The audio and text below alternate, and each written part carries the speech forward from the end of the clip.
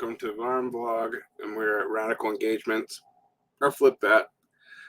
And we are discussing Militancy, the Highest Stage of Alienation, Part 2 from 1974. This is written 2 years after the original OJTR text. That is the Organization of Young Revolutionary Workers. Sometimes it's attributed to that group, but that group dissolved by this time.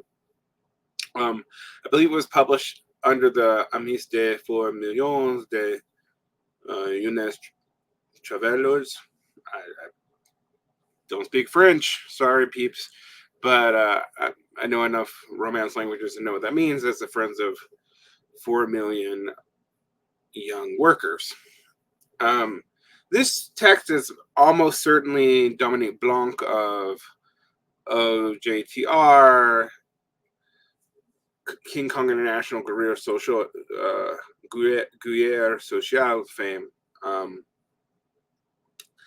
And it's part of the whole uniting the various ultra-left milieus project.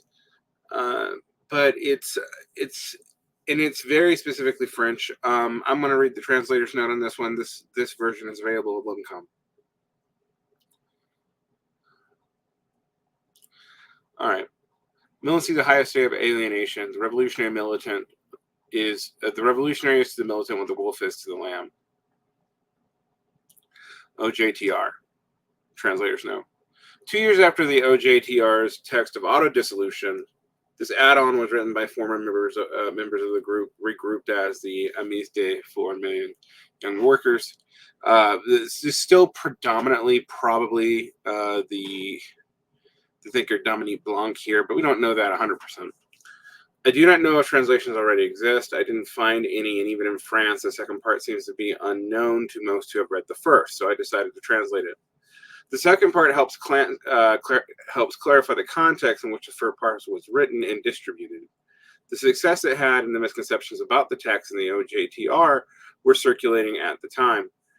As with most part twos, it would be wise to read the first part first. Yeah, read it and then also watch my commentary on it before coming here. Let me make this a little bigger for you.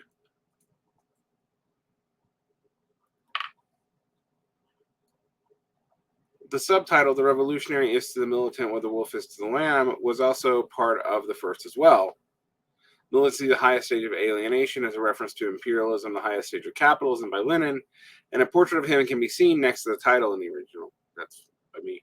The cover has drawings of a man painting the chains on his ankles. That's funny. The first pamphlet also has such illustrations, mocking Mao, having an ad for Eugene Descamps, the general secretary of the CFDT, book Militaire, with a speech bubble saying, and with a bit of self-management to make our young militants sticks hard. Karl Marx saying, when I think about how they're mixing my name up with their salads, it makes me want to puke. Détournement quotes from Van Ahim and other indications of being influenced by the Situationist International. Van Ahim, I think. I've read many of his texts, and I've never really known how to pronounce his name. All right. Their rejection of militancy is filled with religious values of sacrifice and charity can also be found and is still found in Marxist-Leninists and so-called libertarian groups, among others, can be largely attributed to his influence. Dominique Blanc, apparently the driving force of the group, and other members of the group became involved with the group in review La Guerre Sociale by 1979. It would get involved in the controversy invoking minor parts of the French ultra-left at the time, Holocaust denial. Dominique Blanc is now a fascist and a Breton nationalist. Yeah, that I didn't know till very recently. There's a whole lot of mystery around this Dominique Blanc figure.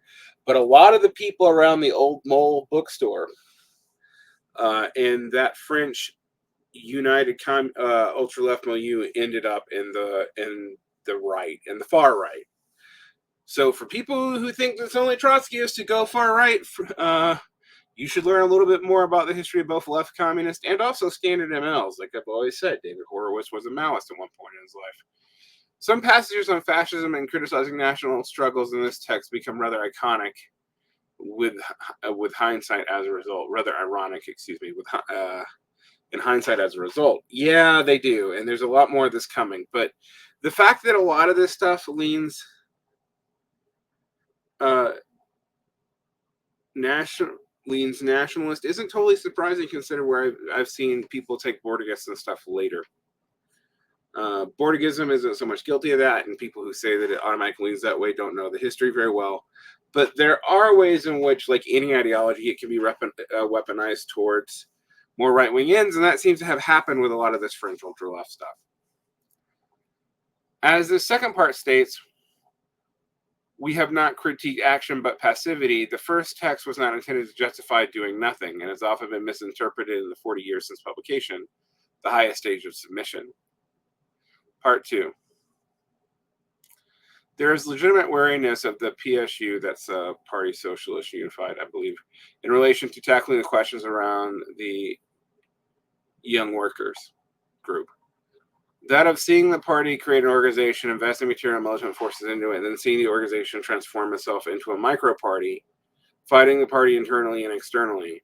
Today, that the objection has lost its value because the PSU has endowed itself with a set of coherent positions in the Jeunes thesis, founded on scientific socialism, capable of facing left-wing ideologies and utopias.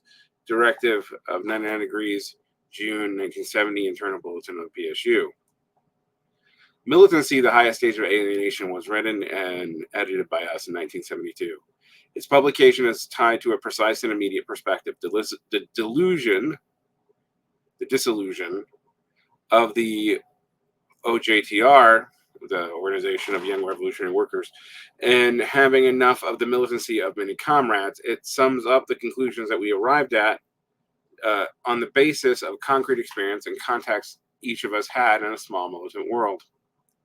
Around the same time, members of the OJTR had the pleasure of participating in the sequestration at the headquarters of Découverte et Culture, DC, satellite organization of the PSU, of M.M. Simon and Guénot, permanents of this organization.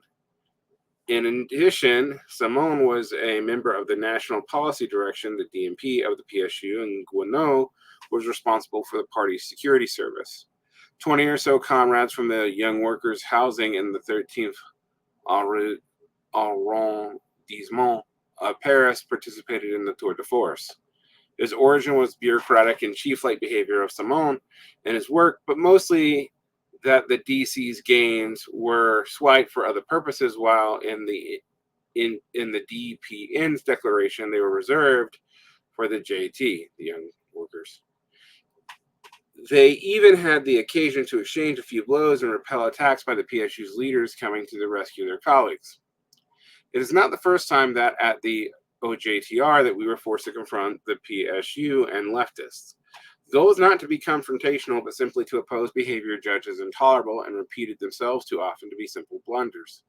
Militancy, the highest stage of alienation, was supposed to be published and accompanied by more precise attacks against militant organizations, notably against the PSU. It was supposed to criticize the misery and illusions of various factions that, at the time, shared this party, and to excite replacing the dance of tendencies with the tendency of play. The comrades advocating this were unfortunately not to the height of the task, and their failure can be explained by the need to go back to distracting their preoccupations from the shitfest from which they had teared themselves from. But it did proud service to our enemies. The OJTR was made up of a handful of young workers from the PSU in the summer of 1970. The leaders who started the affair's goal was to conquer the young workers who were particularly reluctant to enter political organizations. The OJTR, the Organization of the Masses, was to help solicit young proles by starting with their preoccupations and so the fear of enlistment in politics. Obviously, the best of these young workers, once politicized, would go forward to the PSU, the embryo of the Revolutionary Party, to build in the struggles. The OJTR's founding core, autonomous organizationally, was composed of PSU members. This guaranteed that it could not stray away from or go against the party. The PSU promoters thought that they would be followed. They thought that in the recent Dijon Congress, they had put their wrath in the winds of history. If all of the DPU had approved the launching of the OJTR, the affair mostly interested the tendencies of Maoists and Trotskyists that saw in it a means through their organization's proletarianization of taking complete control of the party's direction and guaranteeing its future. all projected their ideological fantasies onto it, a construction of a big youngsters organization for Trotskyists, a construction of a mass organization for the base of Maoists. Just gonna say, this sounds like the clearinghouse of sex we saw in the DSA, except much smaller and more pathetic in this time period. Much more rooted in the rise and failure of 1968 than, say, the DSA's relationship to the rise and failure of Occupy. While the OJTR never really developed itself numerically, a dozen people participated in regular, a few hundred or so, it took an immense importance in a lot of the PSU's brains. It was proof that the party's proletarian implementation. It was also proof that it was democratic and not salvaging already politicized people. They dressed their locals in OJTR posters. The practical support, however, was lacking. If the PSU's direction regularly paid the debts of the OTR's journal, 4 million young workers when it came to the base, never developing out of the OJTR a priority. Next to the careerists who pounced on the occasion to guarantee themselves a leadership position, there was in the group that launched the organization comrades desiring to escape from the PSU shitfest without having breaking from which they considered the most important and less sectarian revolutionary organization. Comrades who wanted to struggle for the organization of the working class and hope to reform a far left that did not satisfy them via a flux of fresh and proletarian air. But the voluntarist and artificial character, the exasperated militancy that presided at the launch of the OJTR, dedicated to all a relatively uniform and bureaucratic conduct, where only crawls over strategy and personal conflicts emerged. Once again, the goal was to launch an organization which, like one that would start a brand of washing powder. This came back to regrouping young workers around the core from the group's launch through the distribution of the 4 million young workers published in the first issue at about 30,000 copies. If some individuals showed sane reactions in the face of manipulations and bureaucratic compromises in the OJTR, PSU, or elsewhere, as long as its initial goals seemed possible and justified, they could not distinguish themselves from those who had personal interests to defend.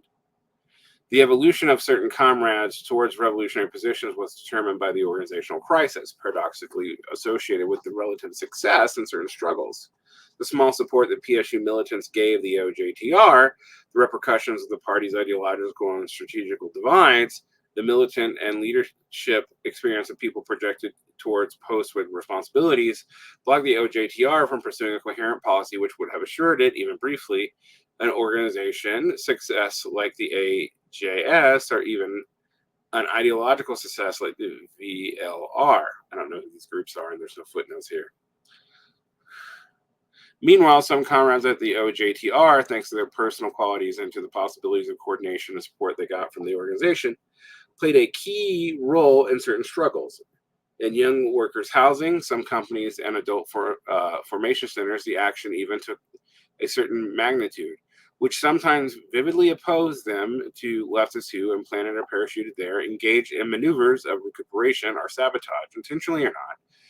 The gap between the militants who, swimming in their preconceptions, were regularly completely mistaken, and a fraction of workers who showed themselves spontaneously radical and efficient was blindingly obvious. His comrades found themselves closer to their acts, and also their ideas, to numerous young workers little preoccupied with entering any organization than to left militants or to the part of the OJTR. Ex-members of the JOC or other who came only to warn themselves or to even bureaucratize. These militants were skilled to call people to participate in protests that you only need to prove that you can walk and yell. They are incapable of actually acting when faced with a moving situation. To take choices or to make choices or take risks. These people, as owners of struggles and victories in which they are often in some way, no way responsible for. I mean, we see that today too, people claiming victories for things they didn't do, weren't really participant in, etc. Now, one of the things that's frustrating with this second text is that it clarifies a little what's going on in the first text, but it is so about a specific small sect and a micro sect developing from it that it's hard to completely understand what's at stake for these people. And so we'll come back to that. And it's also ironic given where this all goes. Remember, a lot of the people around the old Mole Collective, La Ville Pont, I think, no one's correcting me on that, so I'm going to assume it's right, ended up on the right. Or even if they didn't end up on the right, they ended up around sessions of ultra-left negationists and Holocaust deniers. So not a great group of people to be associated with. And it's something to think about what path dependencies do we see in this text that are critiquing militancy that lead people into right-wing directions. So it's something to think about as we read this. The Bolshevik Party was never truly communist in its actions or even its program. I would love for you to go more into that. However, it regrouped, particularly in 1917, some of the most combative proletarians resolved to change their lives. The various formations today that claim lineage from Leninism and the Bolsheviks, example, are not any more communist than their model, but they cannot claim to regroup the most capable and courageous proletarians. Sure. Their militant pretensions to be a vanguard is the most often justified in the realm of showing off and babbling. There were some risks to being a Bolshevik, though it is often negligible risk to entering a leftist group. An exalting role can be easily gained. You can ride and take a sky by storm next to the communards. Smoke a Marlboro, you'll be a real category.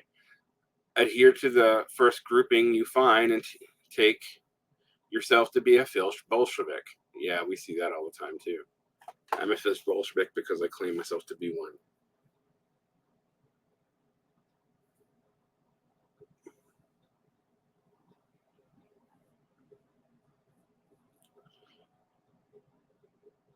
When we cross the aspirations to promotion that militancy covers, it is not in the name of moral condemnation of superiority. He said that in the first text. We denounce the gap between what the militant is and what they think they are. The OJTR, after a certain development due to the contribution by many young workers adhering to or gravitating around the PSU, to the entrance of Friends, started to dissolve itself and fast, since departures were not being replaced by contacts developed in struggles. These contacts did not have any reason to freeze themselves within the OJTR. You needed to a stranger to the struggle. You needed to be a stranger to the struggles to concretely imagine that our links that were founded on a non-permanent actions will become permanent, and this without any transferring themselves and becoming strangers to the struggles they had created. At best, they had become purely links of acquaintanceship or friendship. We survive in the same neighborhood, we meet at the pub, we go to the cinema together. At worst, they artificially prolonged themselves and became political. Ouch. The OJTR's racket crisis, the lassitude, the refusal to support for any longer, the schemes is no longer justifiable in the name of efficiency, the actions by comrades with no illusions towards militancy within and at the fringes of the organization, and the distribution of ultra-left and situationist texts, the election into the National Secretariat in December of 1971 of comrades who respected the OJTR and the PSU's brand imagery little, allowed the regrouping of the fraction resolved to finish and dissolve the OJTR, which could not be reoriented towards a revolutionary path. The National Secretariat summoned a General Assembly in May 72 and proposed its dissolution. The small number of participants divided themselves into two tendencies of relatively the same size. One accepted the theses exposed in militancy and imaginary statuses for Association of Communist Workers. The others rejected them while remaining strongly divided within itself. Nobody tried to defend the organization's survival. Those who opposed us did not take themselves seriously enough to the point of believing that they could continue to support, if only a facade. They left us to go evaporate in the sun. Thus, any possibility of a patchwork, like, for example, the integration of what is left of the OJTR and an organization of youngsters of the PSU, were pushed out of the way. There had already been a proposition to a comrade, permanent of the OJTR and paid by the PSU, to continue as semi-permanent. The OJTR's end was marked with lies, the excessive slander of the frightened. The PSU's vultures no longer hesitated, trying to save what they could, to directly intervene within the OJTR and try to use any means that were left to pressure us. Some Maoists proposed to block the distribution of militancy. They brought some comrades by surprise in front of a popular court. The sampling of the masses must have been poor because the trial that was supposed to be theirs turned to one against militancy and the state attorney general of Humanité Rouge and Ligne Communiste, who had allied for the occasion. Various threats of expulsion against people and housing were professed. It was to be underlined that the militants within the OJTR and outside of it, without rallying themselves to our cause, did take exceptions against such procedures.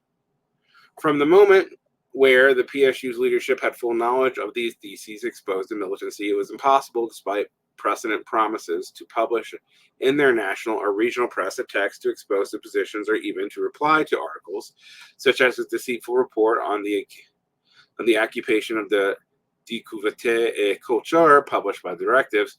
A comrade was surprised to find themselves as a co-signatory of the article Tribune Socialiste on the international question. The Maoisting text, in which they had no part of, reaffirmed, among other nonsense, that we could build communism in a national framework.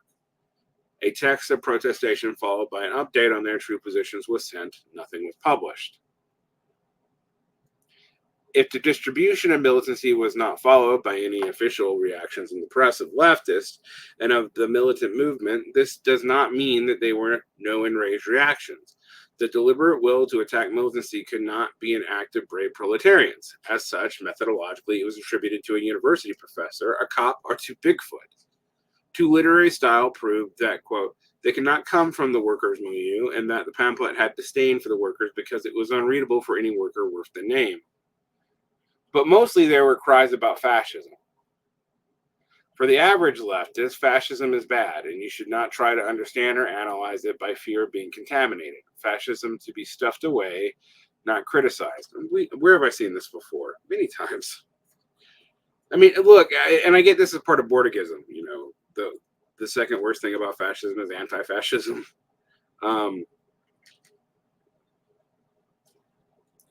But I don't know. I don't know that this actually goes, since so many of these people ended up actually being fascists later on in their life,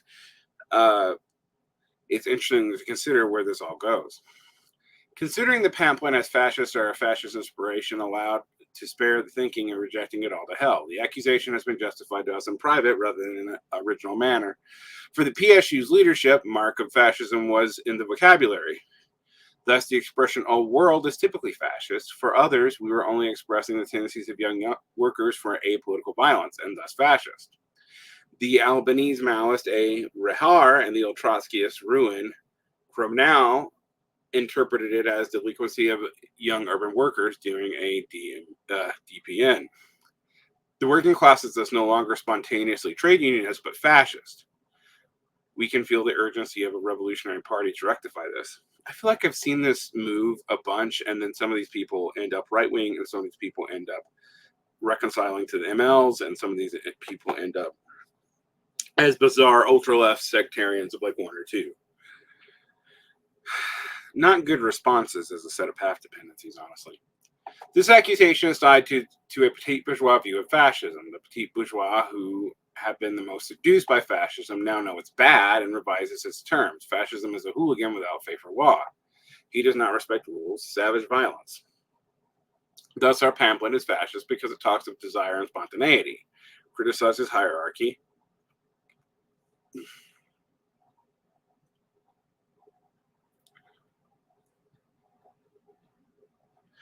for the bureaucrat, fascism is the uncontrollable movement of the masses, barbarism. Even if in militancy we talk of action and organization, we accuse of preaching resignation and passivity as salvation. The variation accuses us of being self-contradictory and being more hypocrites than militants, since we criticize militancy by continuing to take action. We do not critique action, but passivity. It is not us, but militants who have proclaimed their activity as distinct, complementary, and superior to that of the supposedly unorganized spontaneity of class. They call their activity militancy. We only said that spontaneous proletarian activity, even if it still expresses itself shyly, is already communist, and on the contrary, militancy is not. It is delirious to claim against us to have a monopoly of action and therefore to be totally substitute themselves to the class. Asking what is to be done, running around seeking action, is to show a separation from the communist movement. The communists, even if they have a conscious strategy or if they concern themselves with theory, do not separate their activity from the motivations and situations that push them to act. Militancy, from the communist point of view, that is to say, from the point of view of the militants' need, is not action but agitation in order to change nothing. More than just the militants themselves, the pamphlet enraged a layer of sympathizers that swim in the militant ideology without being willing to pay the price. The rage of seeing militancy put into question is even bigger when feeling guilty for not being militant. We have been condemned for not being moderate enough. We are not fishing for militants. We do not seek to convince or convert them to our ideas and practice. It would be to stay militants, even anti-militants. It is not a question of seducing by starting with flattery, but shaking the tree. Our call, even in violent or pamphlet form, is to call militants, but not to simple reading of this text can transform a militant into a revolutionary. Rallying to ideas would disturb us and turn us away from them. They only join us because their experience joins ours. We are not putting a new commodity in the market of revolution. The communist writing, however, is not a simple flag, a sign that allows us to recognize and sort those from those who would be from those who we would be against. It is an action and a message directed towards all who may feel the misery of militancy, who vegetate in organizations or who leave them, but for whom it stays a private matter, a question of sentiments or personal resentment that is exterior to the seriousness of history. How many militants, and particularly workers, leave disappointed by organizations because they were bored and felt useless, but without expressing it? Openly, publicly, and without shame, affirming what is felt by many cannot be reduced to discourse, more or less reflecting reality, but participates in the transformation of said reality. What is remarkable in those who recognize themselves in these theses on militancy is the diversity of their origin: pro-situationist, homosexuality groups, ecologists, Trotskyists, neo-nationalist Maoists, and other word salads, etc. Next to ours has been published a certain number of revealing texts around the crisis of leftism and the return to a communist critique. Among others, Ballon de Osor Letour, Rupture avec lutte ouvrière de la Trotskyisme, Ballon de Comité de lutte Renault, Le Fleur Social number 3. Or degree 3, I'm not sure which one it's supposed to be. Militancy has a newfound success and debacle for a while in the so-called oppressed minority, nationalists and other movements. It is interesting to observe with what ease pro-nationalist elements, without knowing or admitting it, find themselves in Leninism. How their struggles against the state, French or others, instead of being struggles against the state, becomes a struggle to build a new one, opening the door, like all statist militants organizations, to mercantile world rejects, offering them the possibility to remake themselves in the skin of a revolutionary simply via the functionariat and bureaucracy. References to what is being done are made, and Russian Revolution has made an example in order to give themselves a shiny new coat of paint. Lenin's internationalism is merely mined in order to proclaim as an international neo-nationalism. The petite bourgeoisie from the provinces, but more importantly, its most alienated branch, that make up the miserable ghetto of unescapable education system, from high school to university to go back to school to teach, knows very well how to recycle itself to avoid the trash can of history. By graduating in revolution, going from the tea salon to the amphitheater to the meeting room, the sanctuary, in order to talk of revolution.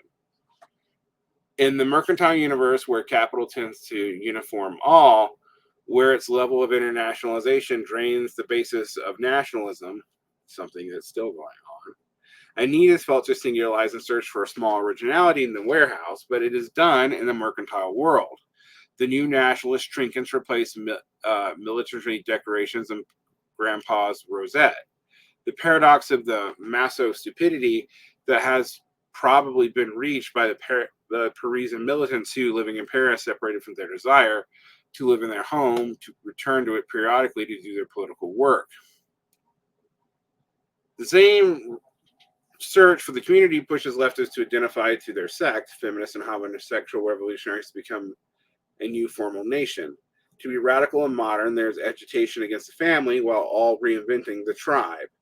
Bored to the point of engaging in militancy, who are homosexuals because in the FAR, who are Austrians, Bretons, and Basques, because of the Austrian and Breton movement, etc., who are women, more women, because who are women, more women than others, because in the MLF. I have no idea what this means. I'm not going to lie. This is very specific to France.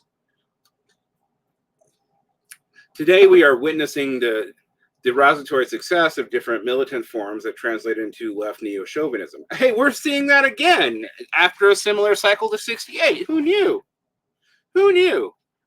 that this would go in this direction. I don't know. Maybe a bunch of people predicted it who followed this from what happened in the 60s in France, in the 70s and the 80s, and where a lot of these people ended up, which was from the center right to the far right.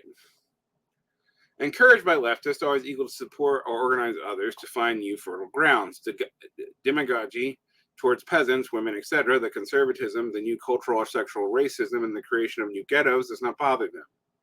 The daily newspaper Liberation, the newspaper that teaches the workers what they did yesterday, has no qualms for calling for protests and supporting meetings. There would be much to say about those militants who often claim not to be ones anymore because they specialize in daily life.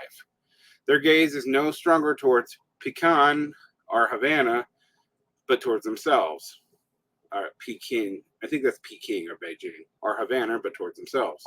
The resistance movement in Latin America no longer interests them. What interests them is the liberation of their own body, the control of their own lives, the choice of their encounters. Whether they are protestus or LVR ruins, all of that is not the negation of militancy, but a paroxysm of even if their behavior, like in all militancy, has its base in perverted communist tendencies.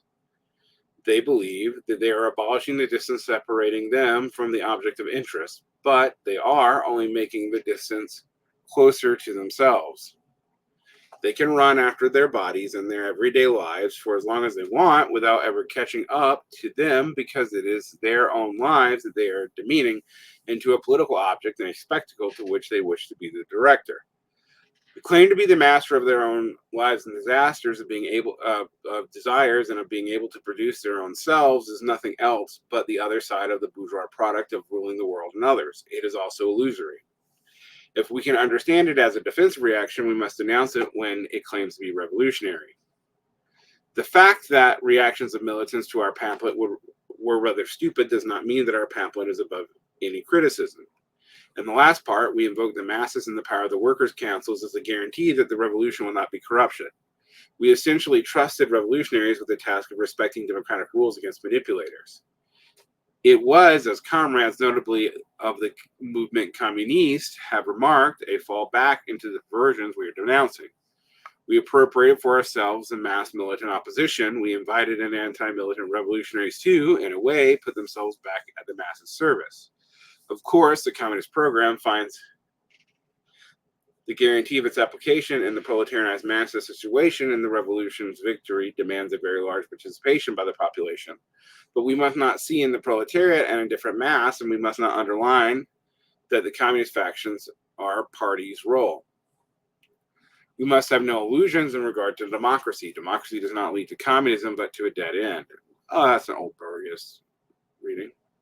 People will reply, yes, for the representative democracies, bourgeois proletarian talkies, but not for direct democracy, councilist democracy, the one with general assemblies, revocable delegates, and all that stuff. We, of course, reject parliamentary democracy, but proletarian democracy is also a sham. Yep, we get this. This is Bordegas. This is almost purely Bordegas. Anyway, back to the text. The main components of democracy is the principle of separation between decision and execution. Groups like Socialisme au Barbarie are later on the international situationists called for democracy and the abolition of this separation at the same time. It was trying to reconcile the unreconcilable. This can only spread confusion. The word is linked too closely to the idea of debate and preliminary and participatory meetings before action, to the necessity for a minority to bend itself to the will and decisions of a majority, to the idea that truth comes out of this majority.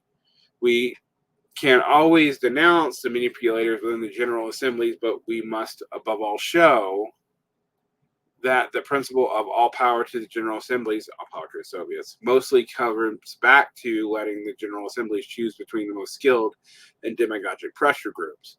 By existing before anything else on the respective organizational rules, control of delegates, the frequency of meetings, we risk falling into the perfection that guarantees nothing. Communists must affirm themselves as such, for themselves and against others, defend their program with concrete situations. This does not reduce itself to repeat the abolish wage labor and abolish commodity production. We must practically act towards these goals without making our actions dependent on a democratic appropriation a priori. We will prove we are right by force and the example of our practice. The important thing is to assemble sufficient forces to act, whether they are at some point or other a minority or a majority. As for workers' councils, reflection and study of past experiences shows that we are not to glorify or call for the creations of councils in themselves as the situation is stated in 1968, while giving crude definitions of them. It rapidly falls back into the ideology of councils as the expression and representation of class. The construction of councils substitutes the construction of the party. It is merely the opposition of one type of organization to another, a power to another power. It's putting an organizational intermediary between the proletariat and communism. We must put forward the communist task and act for the organization of the class struggles. It is proportioned to these tasks that appropriate organizational forms will be born, action committees, councils, or coordination organisms. It is according to what the councils will do as to how they will be judged. In a revolutionary period, everyone was becoming councilists. See Lukács and Gramsci and whatnot in the 1917, 1918, 1919, 1920 period. The councilist and self-management ideology will be the best way to embark large fractions of the class into institutionalist activity. We will have fun or we will be bored by building the council's pyramid, democratically or not, by self-managing zipper factories, while the counter-revolution will reinforce itself. The disgusting apology of the LIPS as workers of self-management give us a taste of what it would look like. The question of democracy is already asked in the present struggles, who often start wildly with no vote under the pressure of less resigned who pull the others in. The movement democracy takes over the movement of disenchantment, the movement where the vote to resume work officializes exhaustion. The General Assembly is often not a place of living discussions, but of formal debate separated from what is discussed, because within the space-time of this separated discussion. At the OJTR, we paid the price of democratic ideas. There was a tendency to fight for a number of rules we respected within the organization for the base to be able to have power.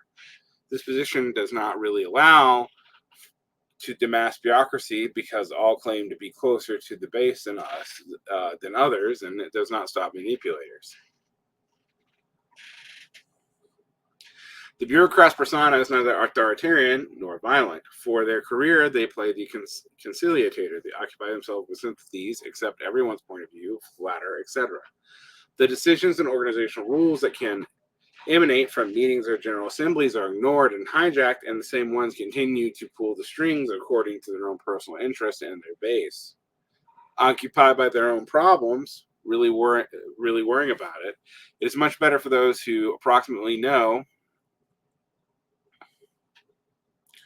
what they want to do, rather than waiting for the base to finally free to express itself, to give the signal clearly to affirm its positions, which can either force counterattacking politicians to reveal themselves.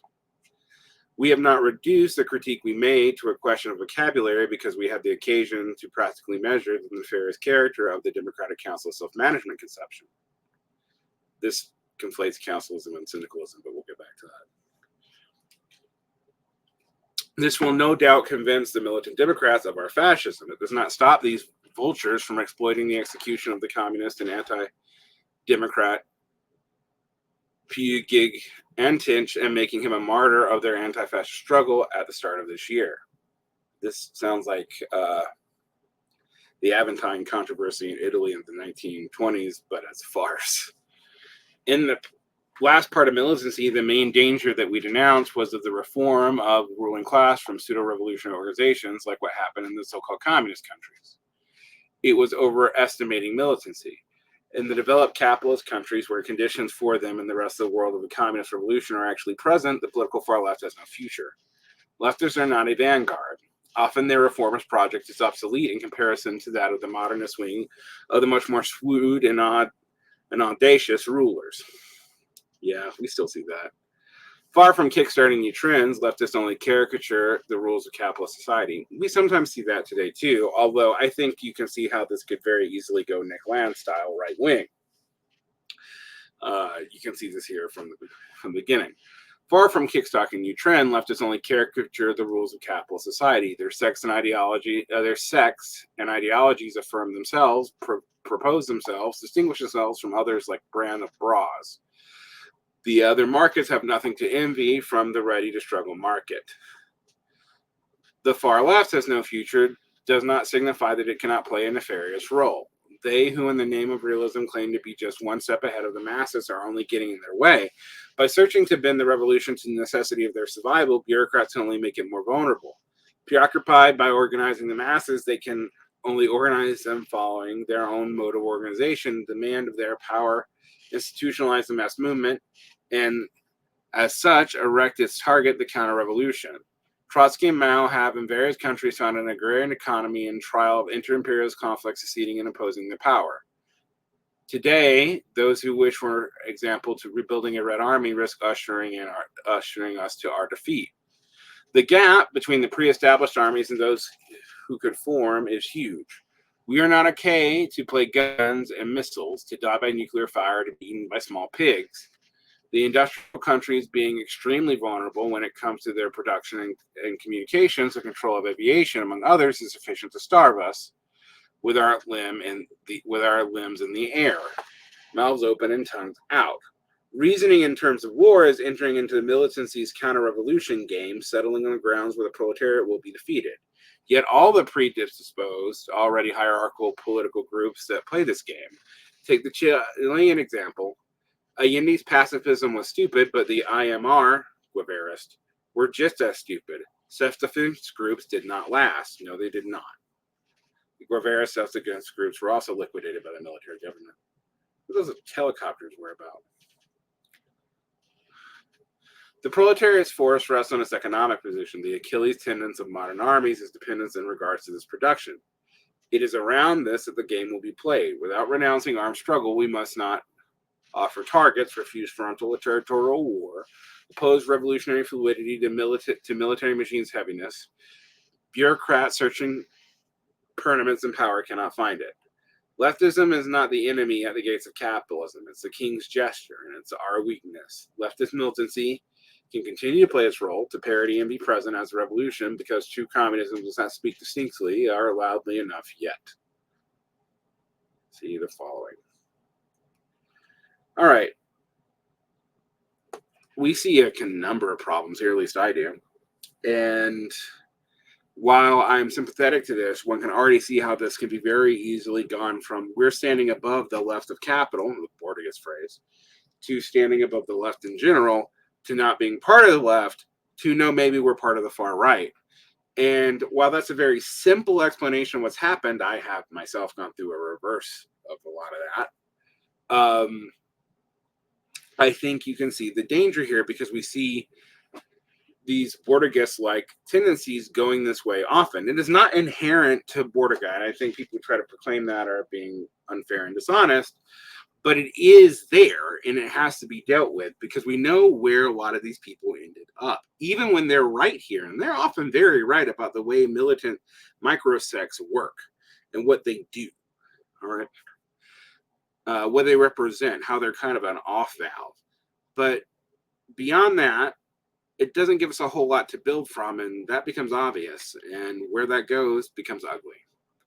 Like and subscribe, hit the bell. I'd like to thank my Kahanans like Nico V for supporting me. We've had a lot of new Patreon supporters, despite the fact that I'm producing a little less these days because of my health and because of writing.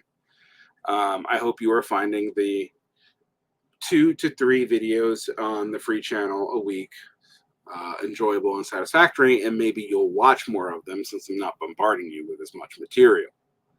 Thank you for your support, and I really do appreciate it. And if you don't have financial support and you don't want the Patreon, that's fine. You can just leave good reviews, leave a comment, like and subscribe, share, etc. Those all help me and help what we're doing here, and I do truly, really appreciate it. But like I said, I'd like to thank Nico, my new Kano Kohanan, and all the supporters I have, all 500 some of you. Thank you so much. Have a great day. Keep your peace.